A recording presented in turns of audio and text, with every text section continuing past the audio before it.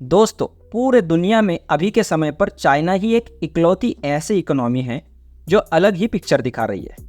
जैसे कि पूरी दुनिया इन्फ्लेशन यानी महंगाई से जूझ रही है, वहां पर चाइना में डिफ्लेशन यानी महंगाई तेजी से घट रही है। जहां पर सारे देशों की सेंट्रल बैंक्स इंटरेस्ट रेट्स यानी ब्याज दर बढ़ाने में लगी है, वहां पर चाइनीज सरकार इन ब्याज दरों को घटाने में लगी है। जहां पर इंडिया और कई सारे इमर्जिंग कंट्रीज के स्टॉक मार्केट्स बुलिश मोड पर है यानी बूम हो रहे हैं, वहां पर चाइनीज स्टॉक मार्केट का शंघाई कंपोजिट इंडेक्स 2009 के लेवल से भी नीचे आ चुका है।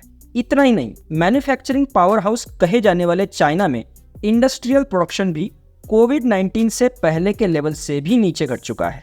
पिछले साल चाइनीज सरकार ने कहा था कि चाइनीज इकोनॉमी 5.5% से ग्रो करेगी, लेकिन यहाँ पर भी चाइना पीछे ही रह गया और 3% से ही इकोनॉमी ने ग्रो किया।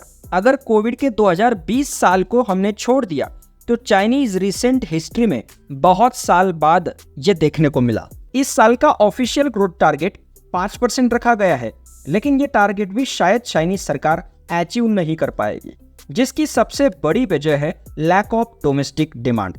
अब तक डोमेस्टिक डिमांड ही चाइना के इकोनॉमिक ग्रोथ को सपोर्ट करती आ रही थी। डोमेस्टिक डिमांड यानी देश में रहने वाले लोग जितना ज्यादा पैसा कंजम्पशन करने के लिए खर्च करते हैं, उससे देश में कंज्यूम होने वाले गुड्स एंड सर्विसेज की प्रोडक्शन भी तेजी से बढ़ेगी, जॉब्स भी क्रिएट होगी और लोगों की इनकम भी बढ़ेगी। लेकिन चाइनीज सरकार के स्ट्रिक्ट रूल्स और कायदे कानून तो हमें पता ही है, इसीलिए कोविड में चाइना के अंदर जीरो कोविड पॉलिसी के बाद लोगों में डर और अनसर्टेनिटी दिखने लगी, जिसकी वजह से लोग ज्यादा पैसे खर्च नहीं कर रहे हैं, जो देश के डोमेस्टिक डिमांड को घटा रहे हैं।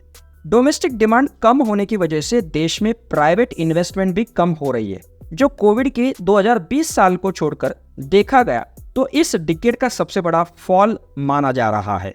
चाइना का प्रॉपर्टी सेक्टर चाइना के जीडीपी में लगभग 20% कंट्रीब्यूट करता है। इस रियल एस्टेट में भी बहुत बड़ा क्राइसिस देखा जा रहा है, जिसको अगर कंट्रोल नहीं किया तो इकोनॉमी के लिए बहुत बड़ा नुकसान साबित हो सकता है। दोस्तों, किसी भी देश में महंगाई एक लेवल तक होनी ही चाहिए, जिसकी वजह से देश में चीजों की डिमांड रहेगी और डिमांड की वजह से प्रोडक्शन भी बढ़ेगा, जो इकोनॉमी के ग्रोथ के लिए मदद करता है। चाइना में महंगाई 3% से भी कम हो चुकी है, जिसका साफ साफ मतलब है चाइनीज इकोनॉमी में डिमांड काफी लो हो चुकी है।